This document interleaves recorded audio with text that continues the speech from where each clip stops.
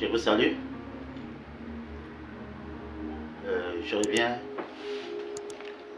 auprès de vous ce soir pour continuer l'enseignement sur l'adversité. La dernière fois, j'ai exposé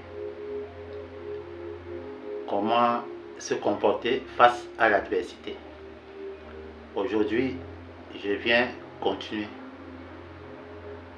pour vous expliquer qu'est-ce qu'il faut faire et en définir les causes et les solutions.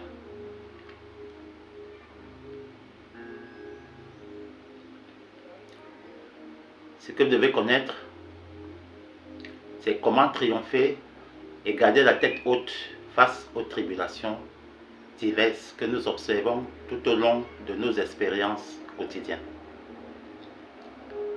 On ne remet pas un précieux présent à quelqu'un pour qu'il le foule aux pieds ou qu'il le néglige. On remet un présent généralement parce que c'est utile.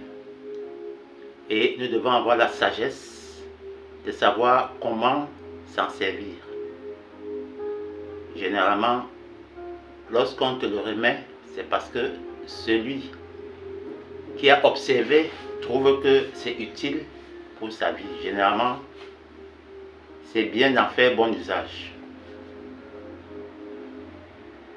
Nous avons un chemin.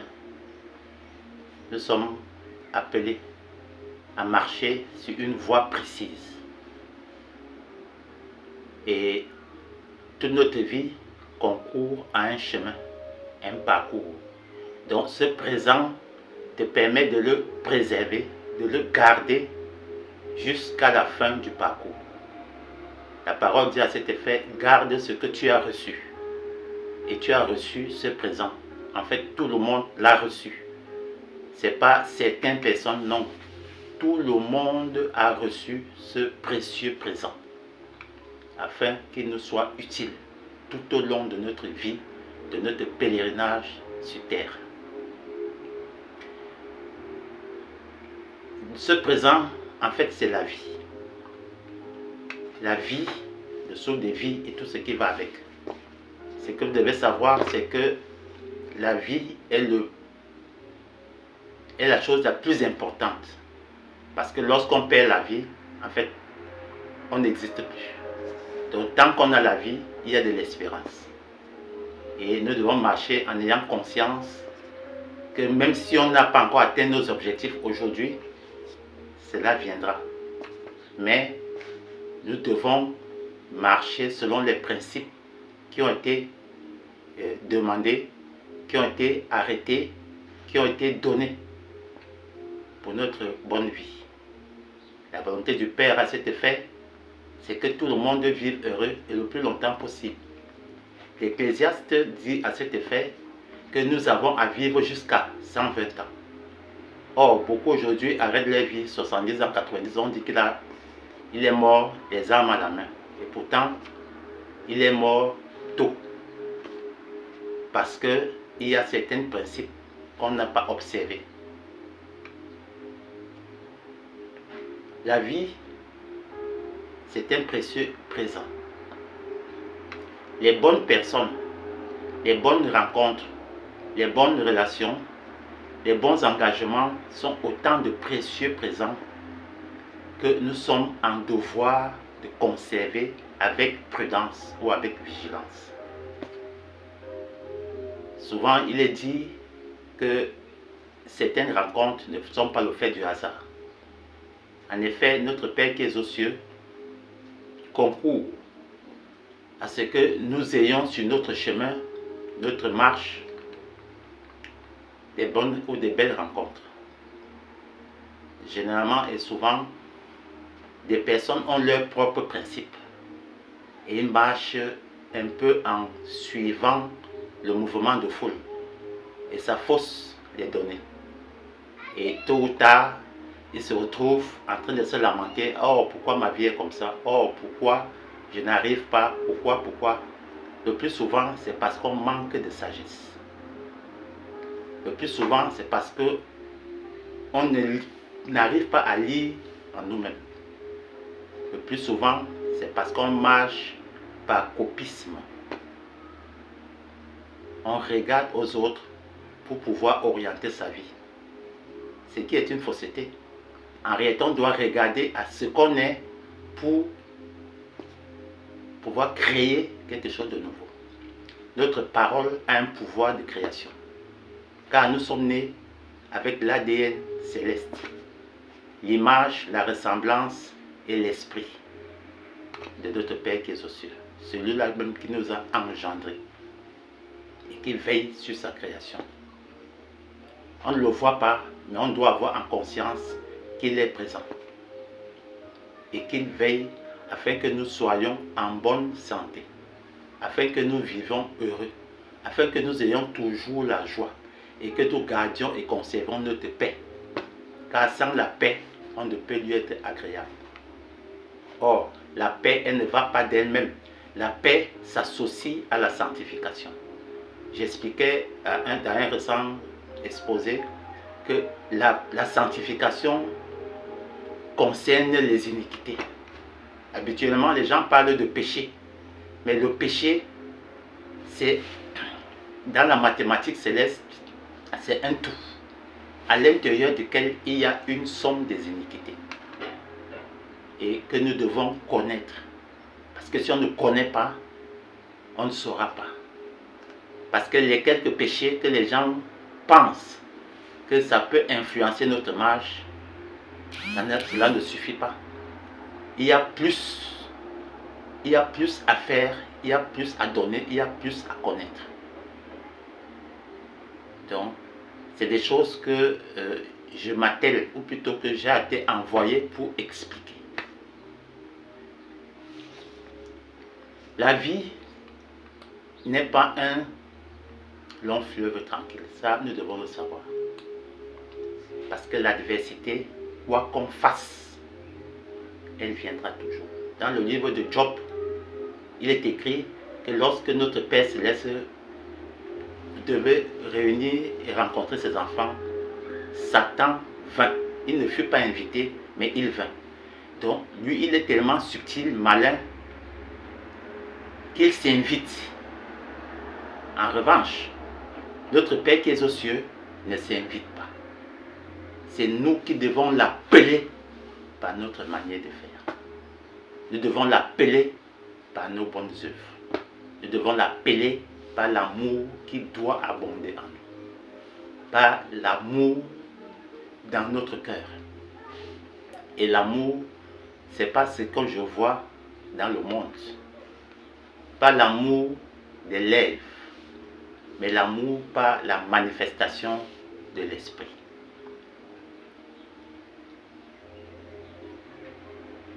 L'adversité s'élèvera toujours. Le diable est un infatigable. Tout arrive pour une raison. Quelquefois, notre Créateur laisse la vie nous déchirer. Ça, c'est pour interpeller ta sagesse. Parce que même la foi est une sagesse. C'est pour interpeller ton éveil spirituel. En fait, c'est pour te réveiller. Il laisse parfois que la vie nous renverse, afin que par une prise de conscience,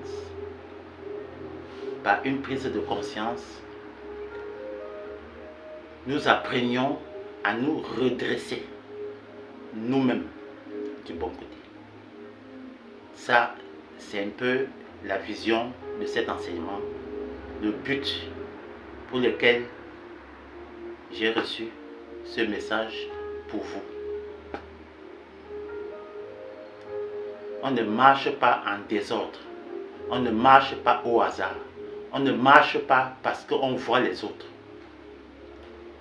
Notre Créateur a fait de chacun une personnalité unique. Et parce qu'on est unique, ce qu'on crée ou on envisage ou on entreprend doit aussi être unique. Donc, si les gens essayaient de se connaître, ils verront qu'ils feront des mêmes choses. Ça peut ne pas être bien tout de suite, Mais le temps est un allié. Le temps finira par nous donner raison. Il dit, soyez fidèles au faible commencement. Ça peut commencer faible, mais prends courage, ça deviendra au fur et à mesure que tu persévères. Ça viendra au fur et à mesure que tu patientes. Parce que la patience, c'est une force. Beaucoup n'arrivent pas à attendre, à patienter. Ils veulent tout de suite. Et c'est à ce moment qu'intervient le raisonnement. C'est à ce moment qu'intervient la précipitation d'accomplir au plus vite ce à quoi on est tenu. Et le plus souvent, c'est une erreur. Lorsqu'on regarde dans le livre de Samuel, on se rend compte que Saül, lorsque le prophète Samuel est allé le voir pour l'établir roi, il lui a dit, attends, afin qu'il aille prier pour l'affermir encore plus. Mais parce qu'il était pressé, comme beaucoup aujourd'hui, parce qu'il voulait faire les choses en son temps, se dire que je suis déjà roi, qu'est-ce qui m'empêche de gouverner? Il s'est précipité à prendre le pouvoir et à faire ce qu'il avait à faire. Donc lorsque le prophète Samuel est venu, il s'est rendu compte que lui, il avait déjà pris les devants. Il lui a dit, tu as commis une erreur. Tu aurais attendu le temps que je vienne t'affermir. Et c'était une erreur. La preuve, nous avons vu comment son règne a été plus ou moins un fiasco. Il n'a jamais eu de paix. Il n'a jamais compris un certain nombre de choses. Et il est mort d'une manière un peu douloureuse. Ces exemples doivent nous interpeller dans notre marche spirituelle, dans notre chemin quotidien. Nous devons toujours demander, est-ce que c'est le bon moment? La parole de Dieu dit qu'il fait toutes choses en son temps. Le temps est important. Le temps de l'affermissement, le temps de l'affranchissement, le temps de l'établissement. Donc, si on n'attend pas, si on n'est pas patient, c'est compliqué. Je ne dis pas de dormir, mais je dis de faire des choses en allant lentement, mais sûrement. Ça ne sert à rien de courir. La fin de toute chose vaut mieux que le commencement. C'est toujours Ecclésiaste qui l'a dit. Ecclésiaste, c'était un roi d'Israël, un ancien roi en Israël. Donc il a eu beaucoup de richesses. C'est quelqu'un qui a travaillé. Mais il s'est rendu compte que tout ce qu'il a amassé n'était que du vent. Ça ne servait à rien. Parce que lorsqu'on meurt, on laisse toutes ces choses. À quoi ça sert aujourd'hui de priver certains d'en jouir? Parce qu'on veut tout pour soi-même. Ça, c'est une erreur. Très, très, très grave erreur. Et tous les jours, tous les dimanches, vous allez à l'église, vous priez comme vous dites, vous jeûnez comme vous dites, vous donnez votre l'argent, les dîmes, les offrandes et toutes ces choses-là. Alors que le cœur n'est pas droit.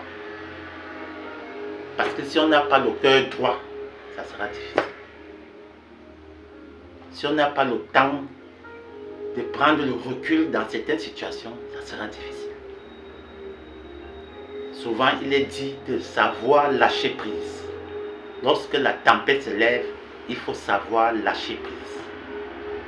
Prendre un temps de méditation. Comprendre qu'est-ce que j'ai fait, pourquoi les choses ne vont pas dans le sens que j'ai pensé au début. Le plus souvent, c'est parce qu'on écoute beaucoup à toutes les portes. Lorsque vous avez un problème, au lieu de tenir sa langue en bride, comme a conseillé notre Seigneur, vous confiez tout votre cœur aux amis. Comme il a réussi, j'ouvre ma vie. On n'ouvre pas la vie au hasard. Le plus souvent, lorsque vous ouvrez votre vie, vous vendez l'âme de votre projet. Et des personnes mal intentionnées prennent votre projet et vont le détruire. Ce n'est pas tous ceux qui rient avec vous qui sont forcément vos amis. Ça, vous devez le savoir. Donc, si vous n'avez pas de regard pour pouvoir discerner un bandit d'une personne sincère, ça sera très difficile. Donc, ne donnez pas foi précipitamment à quiconque. Observez, analysez avant de vous ouvrir. La corde à 3 fils. C'est une inspiration qui m'est venue et j'ai estimé qu'il est bon que vous sachiez à quoi cela rime. Parce que dans la Bible, le livre, la Bible, il y a beaucoup de choses qui sont agréables à écouter, mais le sens est très loin de ce que les gens pensent. Parce qu'il y a un vocabulaire céleste qui n'a rien à voir avec ce que le monde ou les enseignements de ce monde nous ont fait savoir. Les dictionnaires, Google et toutes ces choses-là n'expliquent pas clairement la pensée de notre Père. Donc il y a beaucoup de nuances qui conduisent à la confusion. Et c'est des choses que je dois vous expliquer et que vous devez connaître, absolument connaître. Parce que ça dénature la compréhension et même votre être. Parce que si vous mangez une nourriture impure, forcément il y aura des répercussions dans l'organisme. C'est la même chose pour la semence spirituelle. Lorsque vous prenez beaucoup de mauvaises semences, ça détruit même votre vision, votre perception des choses. Et ça, c'est très dangereux. La corde à 3 fils, je pourrais aussi dire la corde à 3 bras. C'est spirituellement que je le dis, c'est spirituellement qu'il faut prendre la chose. C'est toi, ton créateur. Ton âme, ton esprit, ton créateur en parlant d'une seule personne. Mais lorsque 2 personnes se mettent en relation, soit des associés, soit des partenaires, soit des couples, et qu'ils vont officialiser un mariage, ils doivent se mettre la corde autour de leur cou. Une corde à 3 fils. Et que l'Ecclésiaste dit à cet effet qu'une corde à 3 fils est difficile à couper. C'est difficile qu'elle se brise. C'est difficile qu'elle lâche. Donc pour garder cette unité dans l'esprit de notre Père, en vue d'une bonne réussite, on doit maintenir cette corde autour de nous. Donc le 3e bras, ou le 3e fil, c'est notre Père qui est aux cieux, celui qui nous a engendrés, celui qui nous a créés et qui veille sur sa création. Sa création, ce n'est pas que les paroles, les écritures. Sa création, c'est nous. Il a créé le ciel, la terre, il veille. Il a créé les animaux, il veille.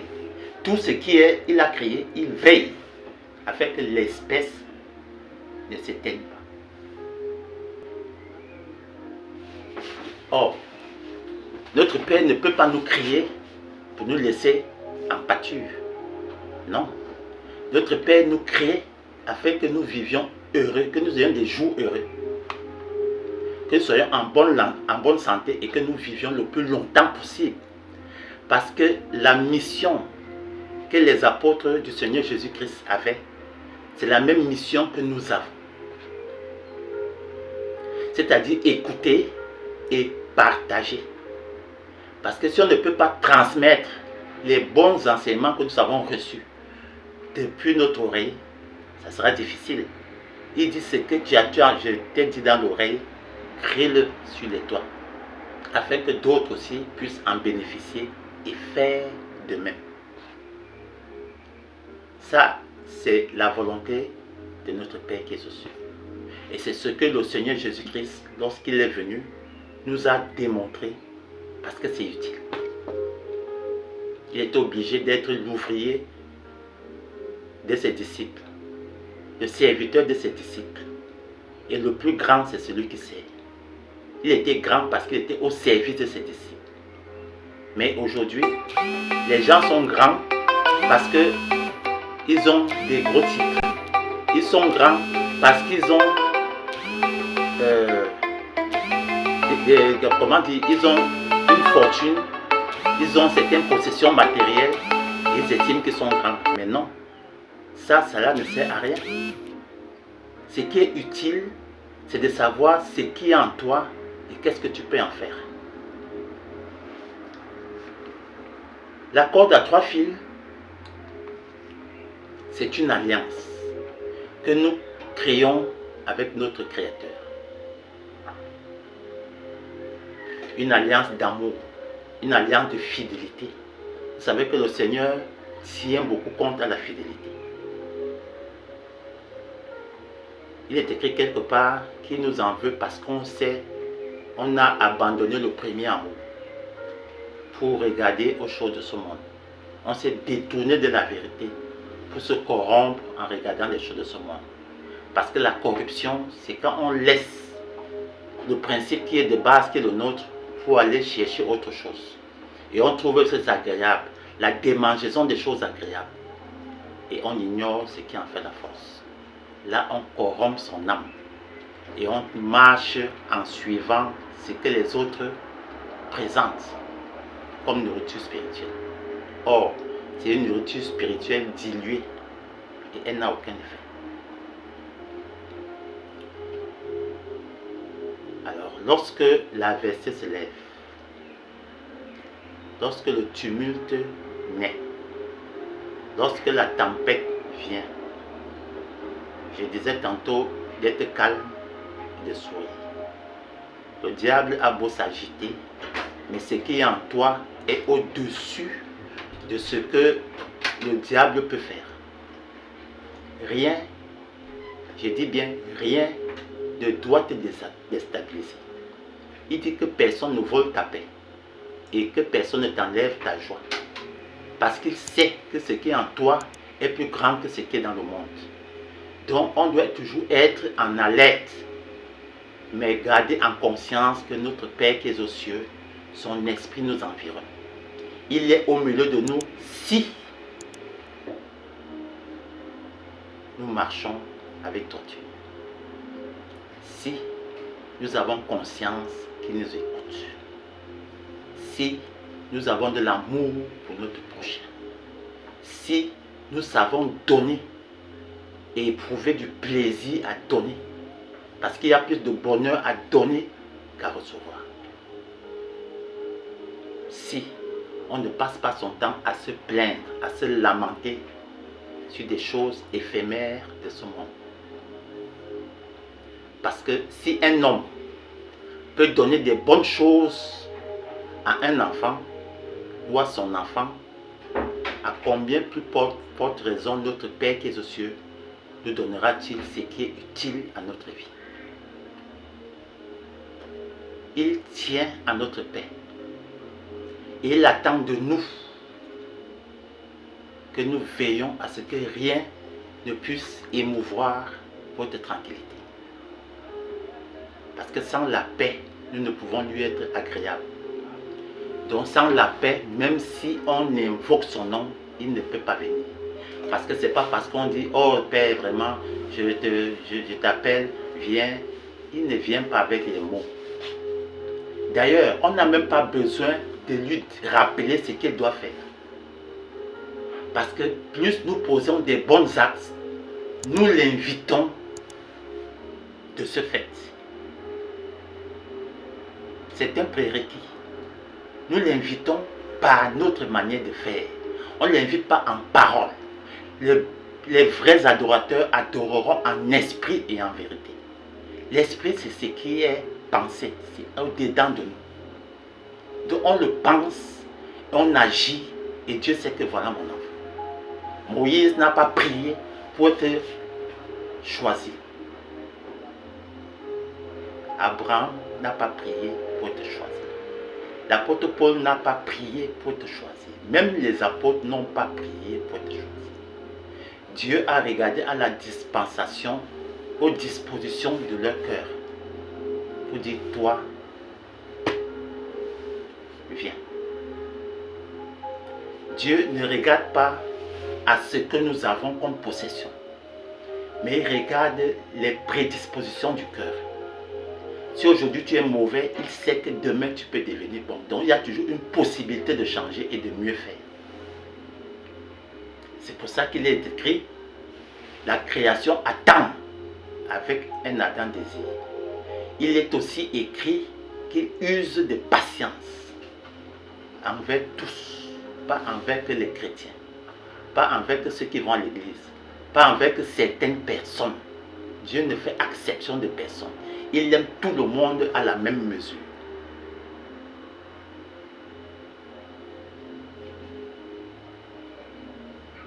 Alors, lorsque nous sommes en face d'une situation, souvenons-nous que notre Père qui est aux cieux est au milieu de nous. Il est parmi nous, il est avec nous. Il nous écoute lorsque nous faisons ce qui est bon, afin que rien ne vienne obstruer le message que tu envoies. Lorsque tu es impur, ta prière n'arrive nulle part. En fait, tu pries, c'est le diable qui dit voilà mon enfant. Parce que le diable ou Satan reconnaît l'impureté. Il se réjouit de l'impureté. Il se réjouit des disputes, des discordes, de la séparation. Tout ce qui t'attriste fait la joie de Satan, de Lucifer. Lucifer, c'est aussi un Dieu. Lorsqu'on marche selon les préceptes du monde, lorsqu'on marche selon le monde, on sert le diable. On est fils du diable. Lorsqu'on marche comme tout le monde et qu'on ne peut pas distinguer ce qui est bien de ce qui est mauvais, le blé délivré, le jour et la nuit, les ténèbres, on ne peut pas distinguer et faire la part des choses, on est fils du diable. Ce n'est pas pour faire joli parce qu'il n'avait rien dit qu'il a dit n'aimez pas le monde ni les choses de ce monde. Parce que lorsqu'on aime le monde, on a pour père le diable. Et c'est normal. Parce que lorsqu'on a pour père le diable, ta vie sera tumultueuse. Jusqu'à conduire à la mort. Jusqu'à conduire à la perdition. Jusqu'à conduire à la peine, à la tristesse, aux larmes. Pourtant, notre Père qui est aux cieux éprouve aussi. Mais il ne te prouve pas de façon à être attristé. Il t'éprouve pour que tu te réveilles. C'est pour ça qu'il laisse certaines situations nous arriver afin que toi-même, tu te redresses. J'ai dit quelque part que tout dépend de toi. Ça ne dépend ni de ton père, ni de ta mère, ni de ton pasteur ou de tes conducteurs, ni de quiconque. Tout dépend de toi. Tu veux vivre longtemps, ça dépend de toi. Tu veux vivre en bonne santé, ça dépend de toi. Tu veux vivre pauvre, ça dépend de toi. Si tu veux vivre riche, ça dépend de toi. Mais cela ne signifie pas que parce qu'on veut toutes ces choses, on se coupe des autres. Donc on a toutes ces choses, mais avec les autres. Sauf que la sagesse doit nous guider. Être avec ne veut pas dire s'oublier. Être avec veut dire considérer. Mais savoir faire la part des choses. Il dit si on ne te reçoit pas, secoue la poussière de tes pieds et quitte. Or, on ne te reçoit pas comment? Ce n'est pas les maisons physiques, c'est l'esprit. Lorsque malgré tous tes efforts, il n'y a pas d'entente cordiale, tu te sens méprisé, rejeté, il n'y a aucune considération, la personne te parle avec amertume. Mais tu ne peux pas rester là parce que constamment tu es dans l'affliction. Et c'est difficile pour toi d'avoir une certaine paix, une certaine stabilité, trouver un certain équilibre. Tu t'éloignes. Si c'est temporaire, tant mieux. Si c'est définitif, tant mieux. Mais tu t'éloignes parce que tu dois préserver ta paix et ta joie. On doit préserver la paix. Parce que même si tu pries et que tu n'as pas la paix, ta prière ne va nulle part. Satan récupère. Vous devez savoir que généralement, lorsque une bonne relation est sur une bonne voie, elle fonctionne bien. Tout est plus ou moins rose. On a certaines richesses, certaines possessions, certains avoirs. Au bout de certain temps, les cris se lèvent. Les tensions naissent. Les incompréhensions naissent. La personne avec qui vous étiez en harmonie, tu ne la reconnais plus. Pourquoi? L'une des deux s'est ouverte au monde. C'est ouvert à un tiers. Un tiers qui est animé d'un mauvais esprit. Et lorsqu'elle vient, elle reverse cette mauvaise humeur dans la relation et ça tout s'enflamme.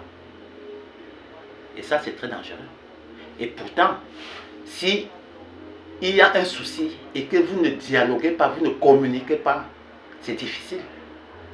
Que personne ne dorme sur sa colère. Parce que si vous communiquez, il y a le moindre problème. Unissez-vous. Cherchez ensemble la solution. Là où 2 ou 3 sont réunis à mon nom. Le nom, ce n'est pas l'orthographe. Le nom, c'est la parole que le Seigneur Jésus-Christ a prononcée. Parce que les gens disent au nom de Jésus-Christ, au nom de Jésus-Christ. Ça ne marche pas, ça n'a aucun effet. Ça, c'est les démons, les morts qui parlent comme ça. La parole de Dieu, c'est ce qu'il a dit. Donc on honore, on considère en acte, en action, en parole. Or, la parole, c'est un langage général. Ce n'est pas les mots, c'est tout ton langage, toute ton expression. Elle peut être corporelle, elle peut être en mouvement, en action, c'est un langage. La manière que tu considères ton vis-à-vis, tu émets un langage spirituel. Il peut être néfaste pour lui, il peut être propice pour lui. Donc tout dépend de toi. Il y a des gens généralement qui sortent de l'harmonie du groupe pour se retrouver seul. Parce que quelqu'un lui a donné une mauvaise parole. Lorsqu'on parle mal à quelqu'un, on le détruit. Lorsqu'on est indifférent, froid, agressif, violent, on détruit son vis-à-vis. Et lorsque quelqu'un est ainsi, ce que vous devez comprendre, c'est que vous avez coupé le troisième bras.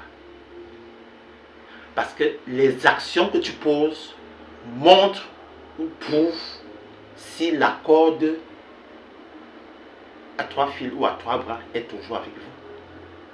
Mais lorsque vous parlez comme un insensé, sachez que vous avez coupé et vous devez le renouer. C'est une corde de bien. C'est une corde d'assurance. C'est une corde d'une vie précieuse. Mais la corde de la méchanceté, c'est autre chose. C'est pour ça que le jeûne qui est utile, le jeûne que le prophète Ésaïe a dit, c'est de détacher la corde de la méchanceté. Détacher de ton cou la corde de la méchanceté. Ce n'est pas ton pasteur qui détache.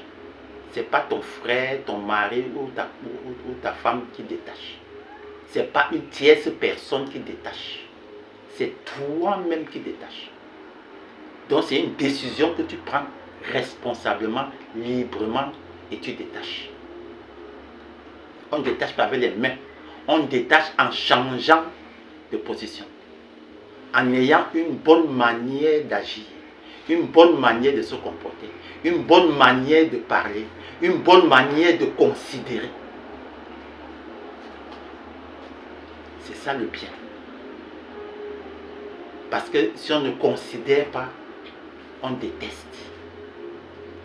Le Seigneur Jésus a dit, je m'en vais, mais je vous donne un commandement nouveau. Aimez-vous. L'amour consiste à considérer. Même si cette personne n'est pas comme toi, même si elle n'est pas comme tes principes le disent, tu dois le considérer. Pourquoi? Parce que vous êtes tous nés de Dieu. Donc il est ton frère, elle est ta soeur. Mais l'éducation, la culture, les fréquentations, le milieu transforment l'esprit et la mentalité. Donc c'est des choses qu'il faut vraiment penser et voir comment les enlever. Parce que si on ne fait pas attention à nous-mêmes, à notre propre intégrité, on écourte sa vie. Les maladies naissent. Ah, je suis malade. Non, tu n'as pas parce qu'il y a eu une négligence. Tu n'as pas veillé. Tu dois veiller sur les deux personnes que tu représentes. L'âme et l'esprit, deux personnes. Tu veilles. Tu fais attention. Parce que lorsque tu parles mal, tu te détruis toi-même. Lorsque tu fais du mal, tu te détruis toi-même.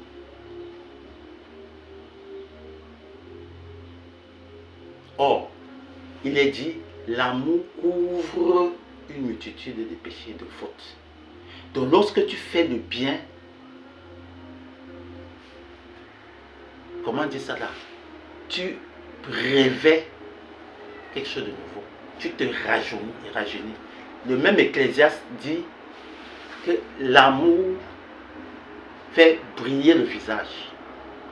Tu deviens clair. L'amour. Mais la haine t'assombrit, t'attriste. Tu as le visage froissé. C'est pour ça que le Seigneur Jésus ne vieillissait pas. Moi-même, à un moment, les gens disent que mais tu fais comment? Parce que l'amour est répandu dans mon cœur par l'Esprit de Dieu. Pas seulement, par la crainte de Dieu. Donc, gardez la corde à 3 fils ou à 3 bras autour de son cou, constamment, régulièrement, jusqu'à la fin de notre parcours. C'est marcher avec la crainte de Dieu. Parce que si on n'a pas la crainte de Dieu, on ne peut considérer personne. On vit pour soi, on est égoïste. Or, l'égoïsme est un ADN du diable. L'égocentrisme, c'est le diable. Ça ne t'appartient pas, ça ne vient pas de toi. Parce que Dieu nous a créés saints, purs, parfaits. Mais les corruptions, le système et nos pensées nous ont dénaturés. On est devenu artificiel. Non. Nous devons sortir de l'artificiel à l'origine. Et ça, c'est en changeant ou en renouvelant sa manière de faire, sa manière de s'exprimer, son langage, son comportement, son caractère, ses passions. Nous devons chercher à ressembler à personne. Oh, comme ma copine est comme ça, vraiment tu as vu ma copine, avec son mari, ils font ci, ils vont en voyage, leur maison est comme ça. Non, on ne vit pas par imitation. On vit sur ses propres valeurs. Et c'est des valeurs que toi-même tu crées. Parce que la semence originelle de notre Père Céleste est en toi. L'image, la ressemblance et l'esprit du Père est en toi. Donc tu ne peux pas vivre comme n'importe qui. Ça peut paraître dur.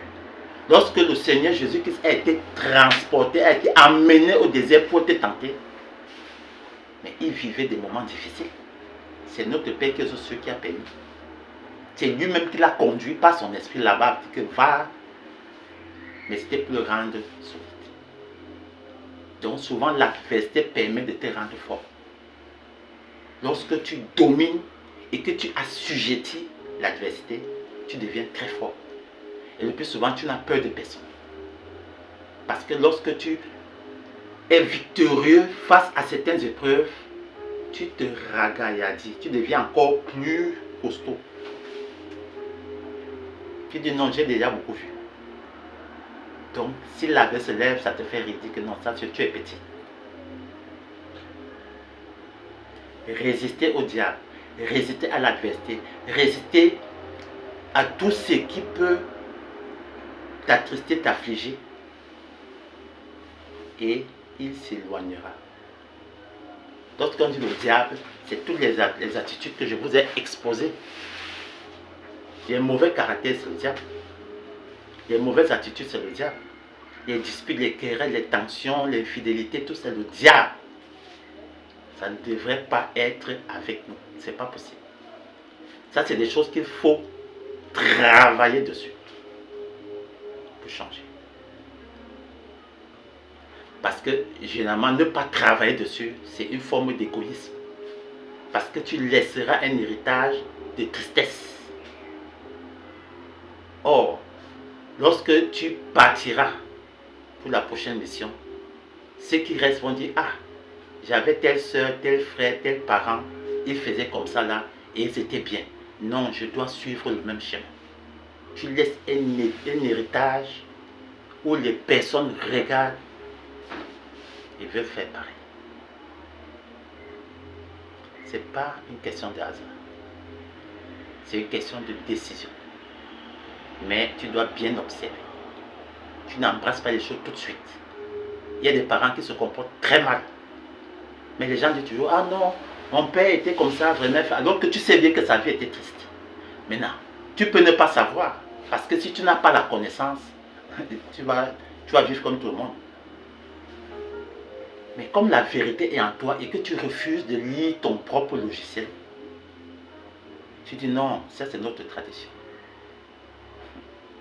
La tradition est venue après. Hein. La tradition n'est pas née avant. Donc même la tradition, il y a des choses qu'ils ont prises de la Bible. Même les gens de ce monde-là, souvent ils sont athées, ils sont païens, mais il y a beaucoup de choses qui sont tirées des Écritures pour pouvoir faire certaines choses. Donc souvent on peut se tromper en appréciant mal. Et après on se trouve dans un brouillard ou un tourbillon, on dit ouais, j'ai pas de chance. Moi tout ce que j'ai fait, ça ne marche pas toujours. Tout ce que j'ai comme relation, rapport, c'est toujours un désastre. Pourquoi? Manque de patience. Tu ne prends pas un temps pour observer. Tu ne prends pas le temps pour te confier à ton Père. Tu te confies et tu attends. Lorsque tu te confies, ne prends pas les écouteurs, tu mets toujours aux oreilles. Parce que voilà maintenant là, le diable a tout fait avec les nouvelles technologies pour distraire les gens. Parce que lorsque tu viens de prier et puis tu prends les écouteurs, tu mets ici, tu commences à écouter la musique, tu es au téléphone tout le temps. S'il te parle, tu ne comprendras pas. Parce que Dieu parle en esprit. Et sa parole est douce. Donc s'il y a le bruit, il n'est pas là. Dans quelque part dans un chapitre en général, on dit qu'il n'était pas dans le bruit. Il n'était non plus dans le feu. C'est comme un vent de douceur. C'est pour ça qu'il conseille que lorsque tu reprends quelqu'un, reprends avec un esprit de douceur. Un environnement calme te permet de comprendre. Où tu es dans une atmosphère de méditation. Tu le comprends parce que Dieu répond. Il dit, si tu crois que je t'écoute, tu verras ta demande être exaucée. Dieu sait que tu l'écoutes. Il sait quand tu lui parles. Lorsque tu as des bonnes dispositions de cœur, il est là. En tout cas, il est toujours là. Sauf que si le cœur est sale, il ne peut rien faire. Mais si tu te laves avec la parole et que tu la mets en pratique, le tout n'est pas de se laver. Il dit pourvu que vous le mettiez en pratique. À ce moment-là, quand tu parles, il te répond instantanément. D'autres, ça peut attendre parce qu'il y a des cas compliqués. Il ne te donne pas ce que tu lui dis. Il arrange d'abord le terrain, le champ que tu es, le territoire que tu es.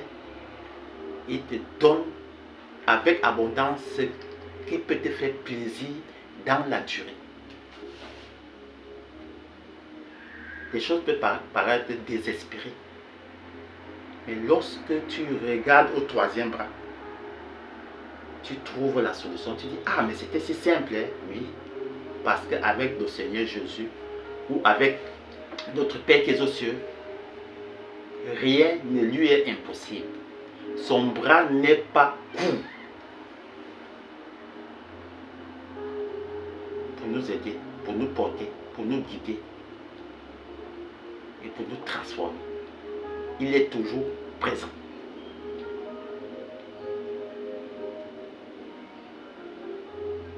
Donc, l'adversité, elle est même importante. Elle est utile pour nous rendre des hommes. Soyez des hommes pour dominer. La mission que Dieu a donnée à Adam depuis la Genèse, aller dominer et assujettir. Aujourd'hui là, c'est le temps de dominer et assujettir. Parce que le temps dans lequel nous vivons est plus difficile que le temps qu'Abraham a vécu, le temps que le Seigneur Jésus a été. Les deux dispensations là, c'était rien. Pourtant, quand on lit, on sait que c'était aussi violent et tumultueux. Mais il dit les temps, les derniers temps seront difficiles. C'est lui-même qui a dit. C'est-à-dire aussi difficile que ce qu'ils ont traversé. Donc, ça demande de redoubler de vigilance, de redoubler de travail, de redoubler d'efforts. Et de ne pas être distrait ou agité. Parce que l'agitation te fait perdre l'essentiel.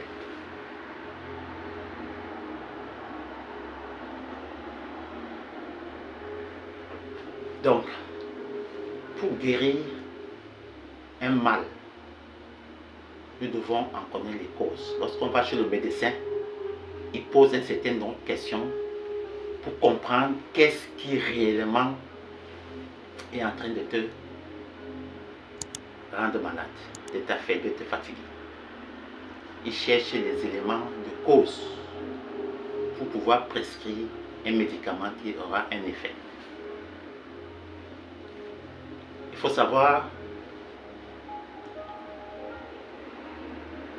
dans notre quotidien, lorsque on regarde objectivement ce que certaines personnes font, il y a deux principales causes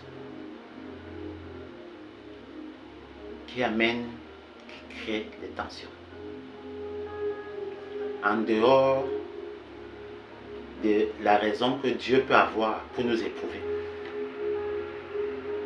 Parce que pour Dieu c'est éphémère, c'est pour quelque temps et après, lorsque tu es victorieux, tu reviens. Et lorsque tu t'entêtes à faire Dieu comme tu veux, tu resteras là jusqu'à ce moment. Ne pensez pas que ceux qui vivent selon le monde, ou plutôt les enfants du diable, n'ont pas de l'argent. Hein. C'est des personnes qui travaillent. Ce sont des personnes qui ont des biens et des vrais biens. Ce sont des personnes qui amassent pour eux-mêmes et leur propre famille, leurs enfants. C'est des personnes qui ont tout propre. Il ne faut pas penser que lorsqu'on sait Dieu, notre Créateur, la vie est rose. Ah non. Lorsque ta vie est rose, paisible, tu n'as pas d'épreuve. Pose-toi la bonne question. Est-ce que je suis sur le chemin convenable? Parce que la vie avec notre Père, c'est pas facile. La vie va te briser. Donc on a besoin du troisième bras là. Absolument. Parce que quand tu le cherches, attache-toi. Parce que si tu le cherches, tu te détaches, Satan va te bastonner. On dit, il réclame toujours sa pièce de monnaie. Il viendra pour te corriger qui t'a dit de partir. Il va te traumatiser à un niveau. Tu vas dire que finalement, je ne comprends plus. Vivre jeune et mourir, vivre heureux et mourir jeune là, il faut arrêter ça. Pourtant, tu es peut-être un élu, mais qui t'ignore. Lorsque tu te donnes toi-même les moyens, tu finis par découvrir qui tu es réellement. Et là, nous devons savoir qui nous sommes. Parce qu'aujourd'hui, les gens regardent l'actualité, mais ils ne savent pas réellement qui ils sont.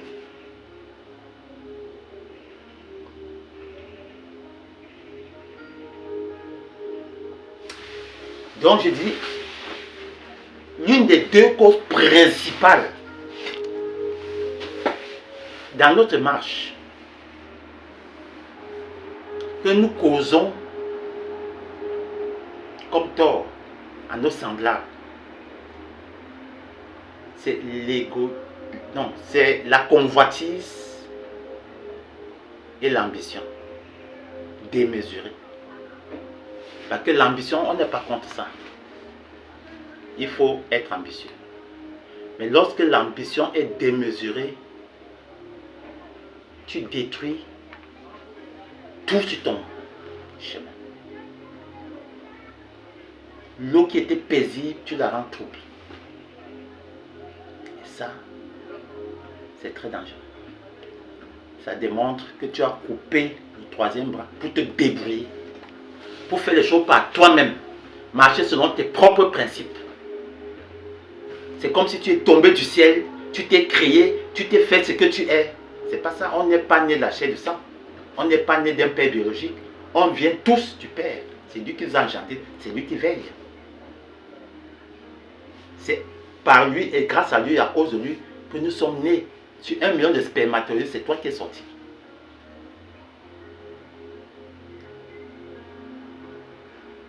Ça peut paraître le fait d'un hasard, mais ce n'est pas un hasard. Chacun est né pour un but précis, au service de notre Père qui est aux cieux. Mais comme les gens se sont rébellés, j'entends certains pasteurs appeler certains de leurs fidèles des rebelles. Mais lorsque tu observes bien, à la lumière de la connaissance, dans la parole que le Seigneur Jésus a prononcée, tu te rends compte que eux, ils sont les premiers rebelles. Parce qu'on n'est pas rebelle par rapport à quelqu'un, on est rebelle par rapport à la parole ici. Lorsqu'on dénature le message, on est rebelle. On fait les choses par soi-même. On cherche à extorquer, à voler. On est rebelle. Parce qu'on ne marche pas dans la droiture. La rébellion, c'est par rapport à notre Père qui est aux cieux. C'est pas un fait de hasard. C'est pas un fait, on fait comme on veut, on marche comme on veut, on agit comme on veut, c'est pas ça. Ta liberté s'arrête là où l'autre commence. Donc on doit considérer toujours son vis-à-vis. Ça peut être ton époux ou ton épouse, ça peut être un ami, un frère, un voisin, quelqu'un qui n'est même pas de ta famille, mais tu restes focalisé sur le bien. Le bien doit être ton allié. Le bien doit être ta valeur. Un homme de bien. C'est vrai qu'il y a les gens, généralement, lorsqu'ils observent que tu es trop gentil, ils veulent t'abuser. À ce moment-là, tu dégaines la sagesse. Parce que si tu ne dégaines pas la sagesse, mais ils vont t'étouffer. Tu mets la sagesse en avant. La sagesse est aussi comme un bouclier. Et tu sais comment tu opères, comment tu agis. Sans frustrer, sans blesser, sans rejeter, sans délaisser. Tu laisses et tu marches selon les vertus et les principes que notre Seigneur Jésus nous a laissés. Nous sommes des êtres de valeur. Nous sommes des précieux êtres. Tout le monde est, même ceux qui aujourd'hui là, peut-être disent qu'ils souffrent. Mais c'est eux qui disent. Mais la vérité, c'est parce qu'ils ne connaissent pas. Pourtant, ils ont le même trésor que tout le monde a. Que tout le monde a, pardon. Ils ont la même richesse. Ils ont de l'or entre les mains. Les mains, c'est pas ça. Hein. Quand on dit les mains, c'est les dispositions du cœur. Ce que la semence que Dieu a placée là. Nous agissons de l'abondance du cœur. La bouche parle. Les paroles là, c'est les attitudes, les actes, le langage, tout ce qu'on peut exprimer. Donc, personne n'est pauvre. Mais sauf que d'autres ne savent pas quoi faire de leurs richesses. D'autres ne sont même pas conscients qu'ils ont. On ne peut même pas avoir les biens matériels, mais on a une autre richesse qui, comme un aimant, attire les biens. C'est vrai qu'il faut survivre. La vie est chère. Et Dieu sait que la vie est chère. Il sait qu'on doit survivre. Mais si Dieu te donne, tu cherches beaucoup l'ambition des mesures, tu veux beaucoup pour toi seul, ça te rend orgueilleux, ça te rend imbu, ça te rend arrogant. Tu as un complexe de supériorité. Tu cultives un peu, tu mets ta personnalité en avant et tu as tendance à écraser. Même ton mari, tu l'écrases, tu le considères que, ah franchement, tu me trouves. Non, je suis pressé. Même ton devoir conjugal, tu ne fais plus. Parce que tu as des rendez-vous. Tu dois voir. La nuit, tu rentres tard. Non, vraiment, j'avais une réunion d'affaires. L'ambition démesurée. Ça brise l'équilibre. Et ça, c'est une nature satanique.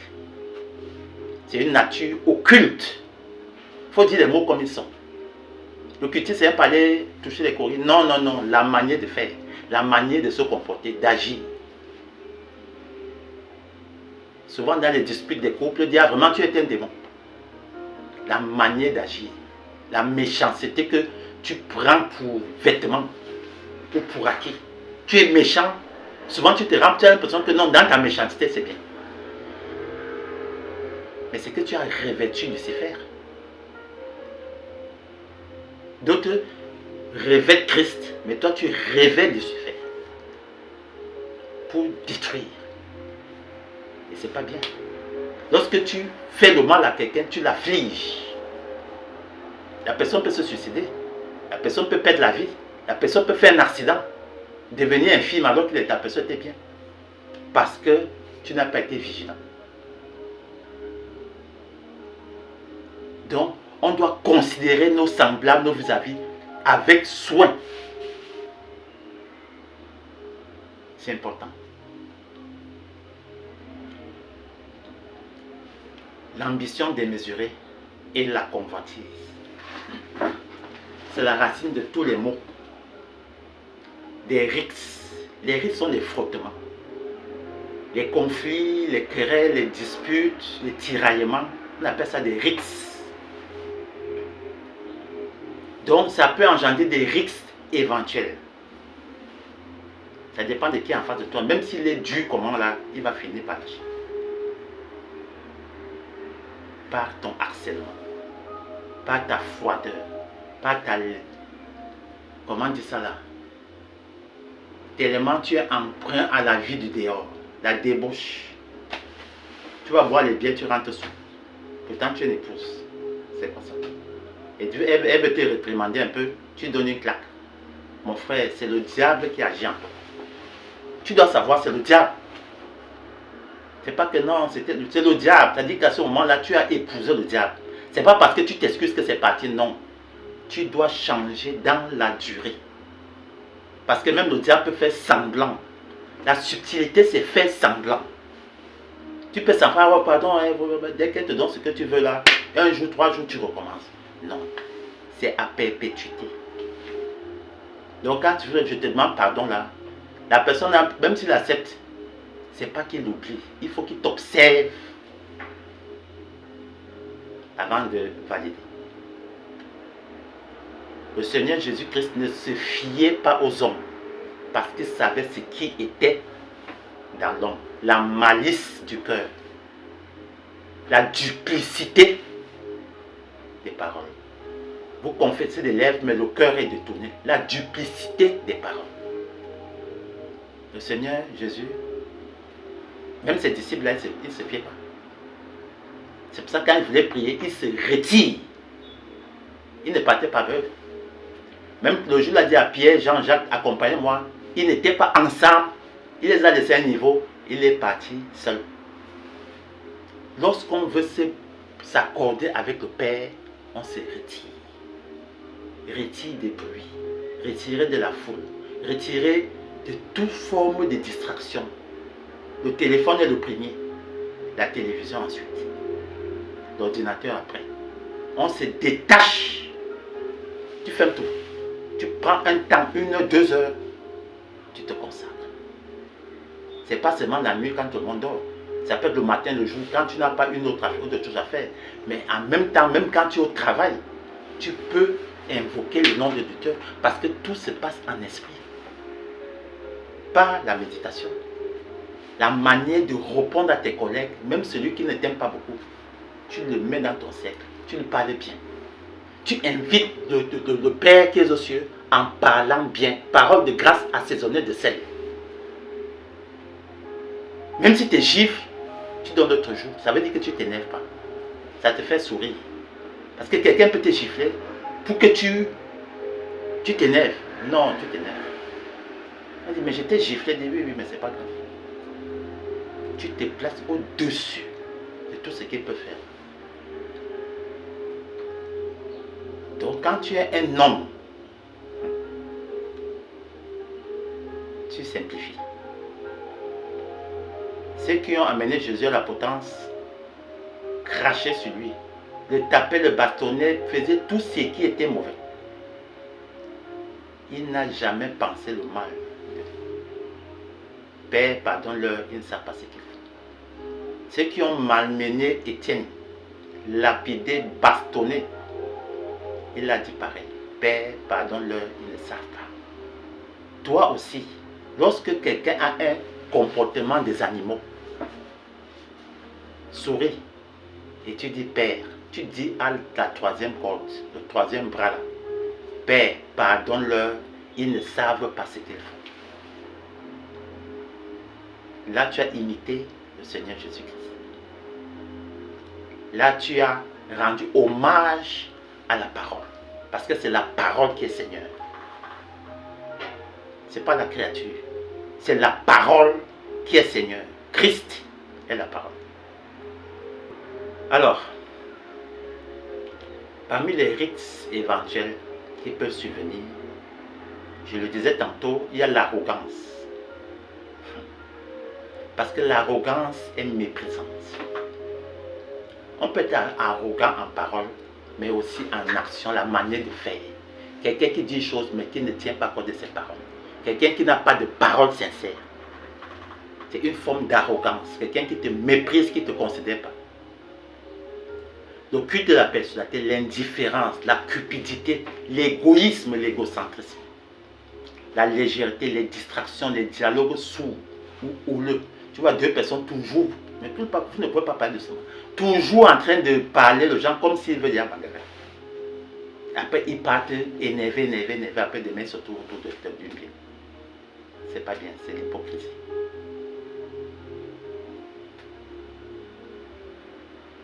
Cette ambition démesurée, cette convoitise, ça crée des tensions.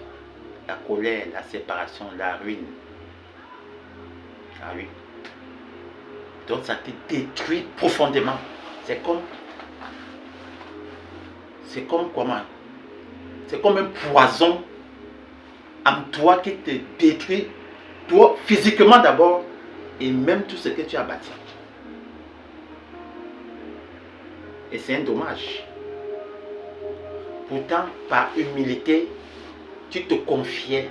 Se confier, c'est en méditation. Donc, il n'y a pas d'effort. Quoi que tu fasses, où que tu sois, en tout temps et sans cesse, tu te confies. Quand tu n'as rien fait, au lieu d'aller faire un commentaire sur un match, sur ta vie de ton intimité, sur quelqu'un, un tiers, sur tes convoitises, non, tu restes, tu médites. Et après, il peut t'envoyer, va lire tel passage. Il peut t'inspirer d'un thème. Il peut t'enseigner, tu entends comment il te parle et t'enseigne sur une situation. Il ouvre ton intelligence, il ouvre ton entendement. Tout ça, c'est généralement quand tu es éprouvé. Donc quand tu es éprouvé, c'est le moment de se redresser. Il dit quand vous verrez ces signes, redressez la tête. C'est ça qu'il est important qu'il a versé dans nos vies. Parce que ça ne vient pas, tu seras distrait. Si ça ne te frappe pas bien, tu vas croire que non, je maîtrise la situation. On peut maîtriser la situation, mais c'est pour un temps. Et après, le diable vient, il te rosse bien.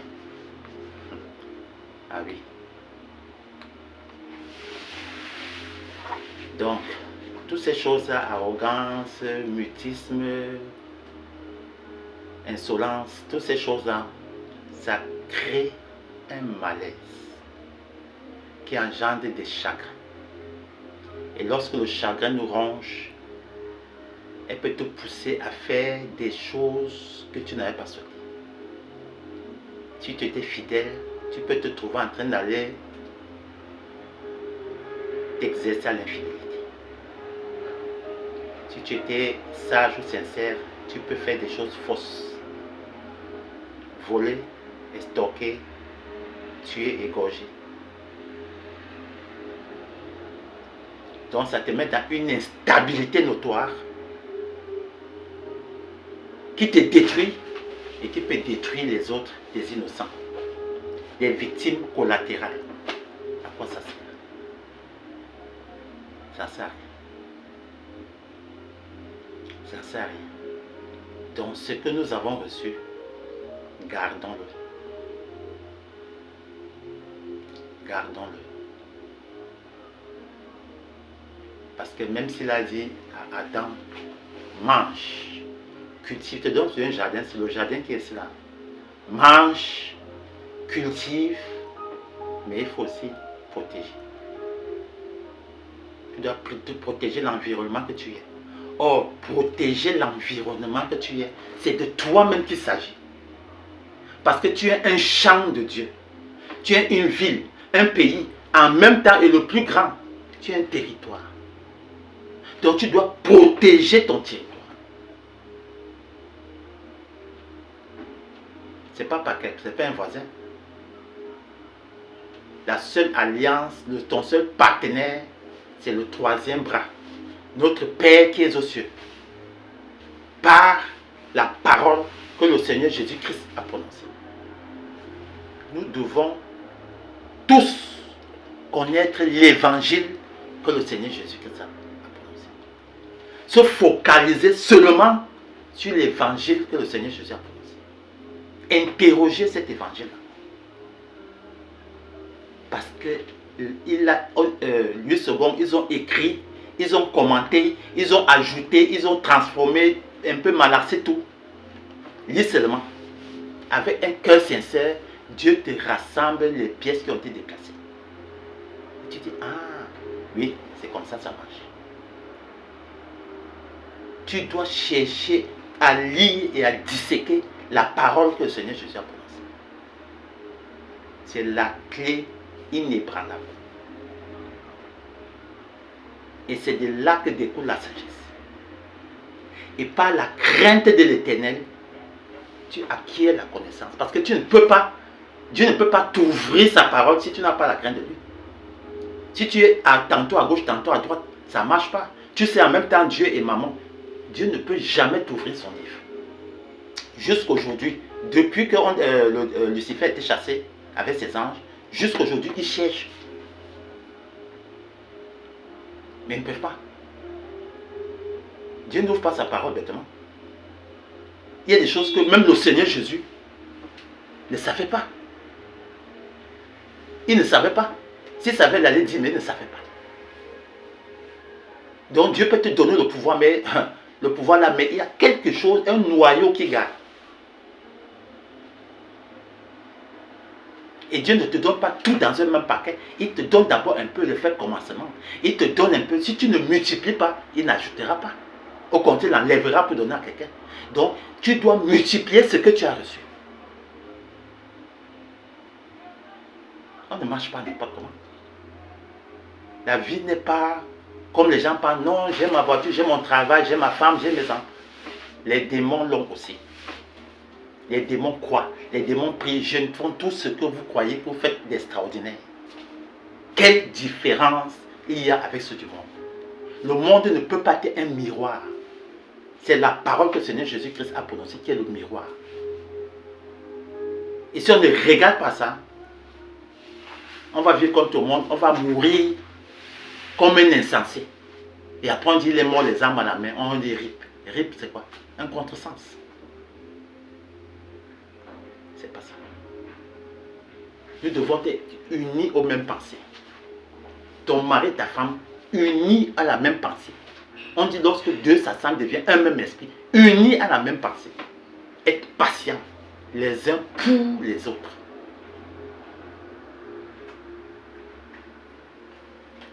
Rendre compte. Le Seigneur Jésus a rendu compte.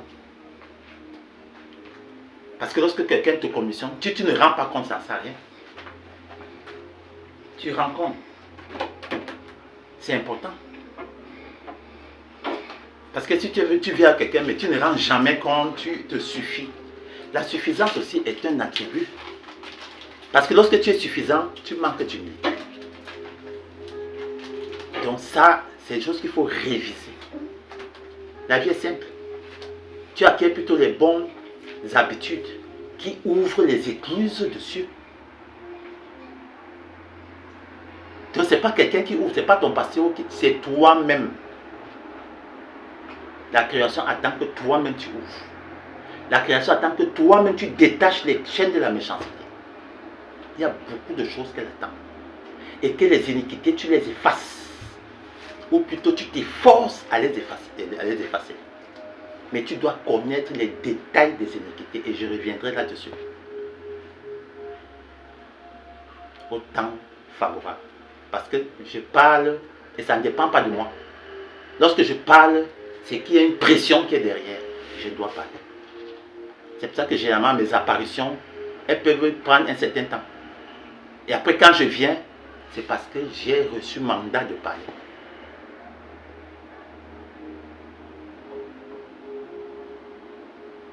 Et pendant que vous parlez, je m'enseigne moi-même. Ça me brise moi-même. Je dis, ah, oui. Donc c'est comme ça. Nous devons avoir une discipline personnelle. Pour ne pas briser ce que Dieu nous a envoyé. Pour les ménager. C'est ça notre vie. C'est ça notre vie. Il ne faut pas oublier de toujours pardonner. Pardonner, c'est même pas dire, Seigneur, je te demande pardon, je sais qu'elle est mal agi. Oh, ça, c'est pas pardonner. Ça, c'est vraiment, c'est comme une comédie. Même le pardon, c'est en action. La parole doit être suivie des actes. Les faits doivent être palpables. Donc, vous devez travailler le sens du pardon. Le Seigneur Jésus a dit, si tu ne pardonnes pas de tout ton cœur, ce n'est pas le pardon à la bouche. Moi non plus, je ne te pardonnerai. Jésus, la créature qui l'a dit. Mais aujourd'hui, c'est la parole qui prend la succession.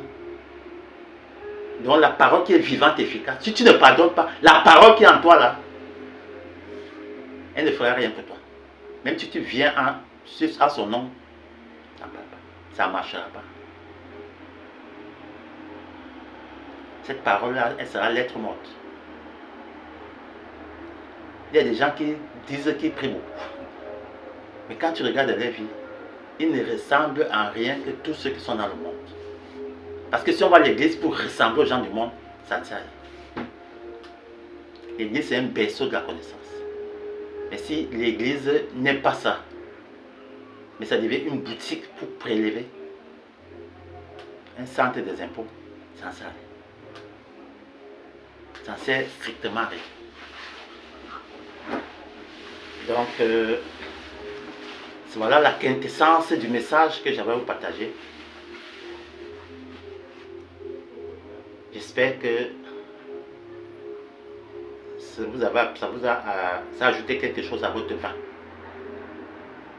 Si vous avez aimé, merci de laisser un commentaire, de laisser un pouce et surtout, et le plus important, c'est de partager. Si les apôtres ont été auprès du Seigneur Jésus, c'est parce que le Seigneur Jésus attendait qu'il partage le message afin que toute la terre puisse écouter. Il était Dieu, il n'avait pas forcément besoin des gens. Mais il dit ce que je vous ai dit à l'oreille, criez-le, que les autres aussi écoutent. Or, notre façon de crier aujourd'hui, c'est de partager le message. Ne regardez pas pour vous-même, c'est l'égoïsme, une attitude démoniaque. Quand tu n'as pas reçu, quand tu as reçu, c'est pour donner, pour aider les faibles, ceux qui attendent peut-être certains messages pour te sauver, pour changer. N'écoutez pas, ah oui, oui, c'est bien, hein. Non, je ne sais pas que c'est bien. Notre Seigneur n'a pas besoin de savoir que c'est bien, c'est pas bien. Il a dit pourvu que vous mettez en pratique. Parce que les appréciations de la bouche là, c'est une hypocrisie. La vraie appréciation, c'est de partager. Il n'y a pas d'appréciation à la bouche. On n'est pas des quoi qu'on mettait une note arbitraire comme ça là. Ça, c'est des notes arbitraires. Ici, où c'est ça, ou ce n'est pas ça. Il n'y a pas de commune mesure. Il n'y a pas d'accordé avec faute. Il n'y a pas d'à peu près. La vraie reconnaissance, c'est de partager. Et c'est ce que les apôtres ont fait au détriment de leur liberté, au détriment de leur paix. Constamment, ils étaient enfermés. Ils n'avaient jamais la paix. Jamais, jamais. Depuis que Paul a été appelé, il n'a jamais eu le repos. Il y avait toujours tumulte sur son chemin, même au milieu de ses propres frères. Donc, c'est pas quand tu sais dans la vérité et que ta vie est calme, genre là. Non, mon ami, sois sûr que tu n'es pas sur le chemin. Redresse-toi et cherche le chemin. Poursuis même l'adversité là. Pour t'affirmer comme un homme. Parce que si tu ne bastonnes pas, tu ne domines pas et assujettis toute forme d'affliction, ça ne marche pas. Les tribulations qu'il va envoyer là, c'est pour voir si tu es quelqu'un. Lorsque le Covid est venu, non, moi j'ai compris que les hommes de Dieu là sont des marionnettes. Abed-Nego, Meshach, Sadrach et Daniel le prophète, ils n'ont jamais fléchi devant Nebuchadnezzar. Jamais. Devant la statue et devant les prescriptions de Nebuchadnezzar, qui voulaient les faire s'éloigner du troisième bras. Il voulait les amener à couper le troisième bras pour pouvoir les donner une semence diluée. Ils ont dit, plutôt mourir que de nous soumettre à toi. Plutôt mourir que de couper notre bras. Mais aujourd'hui, les gens coupent. Pour une promotion, pour des bêtises. Des plaisirs, c'est quoi ça? Conservez votre troisième bras là. Quiconque, vous devez le conserver. Même si ta situation a perduré, elle changera. Crois que le troisième bras là t'écoute lorsque tu te confies. Tu verras les choses changer. Il t'amènera quelqu'un qui peut t'aider dans une situation. La personne peut n'avoir l'air de rien, mais prends la peine et la gentillesse d'écouter. Écoute toujours et après examine. Souvent, l'Esprit de Dieu peut se matérialiser, venir, tu le rejettes. L'humilité précède la foi. Tu écoutes. Tu ne te crois pas plus important qu'un tiers. Non, après écouter. Maintenant, il te dit, oui, je vais réfléchir. Tu vas examiner ça bien. Il n'y a pas de souci. Tu ne dois pas y répondre avec précipitation. Précipitation, tu vas réfléchir. Tu vas examiner. Tu cherches les versets qui ont parlé de ça, les situations qui ont évoqué ça. Si quelqu'un a la lumière, tu peux l'interroger. Et si ça ne vous dérange pas, vous pouvez aussi m'interroger. Parce que les bandits doivent être démasqués. L'esprit d'Élie, c'est pour démasquer les bandits, les loups. L'esprit d'Élie, c'est pas qu'on est prophète, il faut arrêter ça. C'est un esprit de force qui ne recule devant rien. Il était seul contre 1000 faux prophètes. 1000. C'est pas 100, 1000. 1000. Ah, punaise. Seul. Le gars les a tous dominés. Parce que le troisième, la corde à 3 bras là, était sur son cou. David a réussi parce que la corde à 3 bras, à 3 fils était sur son cou. Si Dieu est avec moi, qui pourra être contre moi? Donc, vous devez avoir ça en conscience. La conscience du 3e bras avec vous.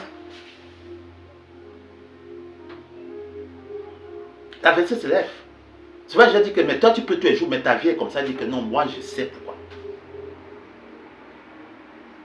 De Genèse à Apocalypse, un serviteur dans la vérité, sa vie est comme ça. Même si tu ne provoques personne là, quelqu'un se lève pour te gâter la paix. Des petites choses. Donc, ne soyez étonnés de rien. Mais suivez votre marche dans l'assurance, en gardant votre corde à trois fils. En gardant en conscience que le 3e bras est là et elle vous écoute parce que vous êtes tous ses enfants. Tous sa créature. Je dis tout le monde. Ce n'est pas une question de religion, je suis ceci, je suis musulman, je suis branamiste, je suis... On s'en fout de ça. Je suis traditionnaliste, on s'en fiche. Ça, tout ça, c'est pour plaire aux hommes là-bas. Dieu ne fait exception de ça, il ne regarde pas ça, mais il aime sa création. Il veille sur sa création. Si nous l'invitons. Et tu invites pas, il vient pas. Et beaucoup, attendez, quand on va voir les iniquités, vous comprendrez que beaucoup ne l'invitent pas, sinon tous. Quand je disais que tout est faux, et nous sommes tous faux, à cause des iniquités. Tous les iniquités t'éloignent de la face de Dieu. Il ne peut même pas, il ne prend pas plaisir. D'abord, ça n'arrive pas. On dit Dieu écoute tout le monde, c'est pas vrai. C'est que moi j'ai vu. Tu pries, ça n'arrive pas. Les iniquités barrent la voie. Soyez seulement patient et accrochez-vous. Pour le moment, je n'ai encore rien dit. Hein. Il y a des choses à dire. Beaucoup. Il faut avoir l'humilité au moins de dire. Je vais vous souhaiter une très très belle soirée. Une bonne méditation. S'il y a des questions, ayez l'humilité de le mettre en commentaire. Je prendrai la peine de vous répondre ou dans le forum ou à côté. Donc, je vous laisse. Je vous souhaite beaucoup de courage. Parce que pour changer, il faut beaucoup de courage. C'est pas facile de laisser ses habitudes. Si on ne se fait pas violence, on ne peut pas avancer. On ne peut pas aller plus loin. Donc je vous souhaite vraiment beaucoup de courage. La vérité, c'est une bonne chose. Très très très bonne chose. Donc souvent quand quelqu'un croit te léser, il te facilite la tâche. Et ça t'ouvre des perspectives, des voies. Une autre manière de voir, une autre manière de faire. Ce que tu dois savoir, c'est que tu vaux mieux que les oiseaux. Quiconque ici, hein, même les athées qui disent qu'ils sont athées là. Parce qu'il y a des gens qui ne vont pas à l'église. Ils se disent athées par ignorance. Mais c'est des gens avec qui Dieu travaille beaucoup. Donc, tout le monde doit se sentir concerné. J'ai dit tout le monde. Qui que tu sois, où que tu sois. Alors, je vous dis shalom. Un shalom cordial. Et on se voit prochainement.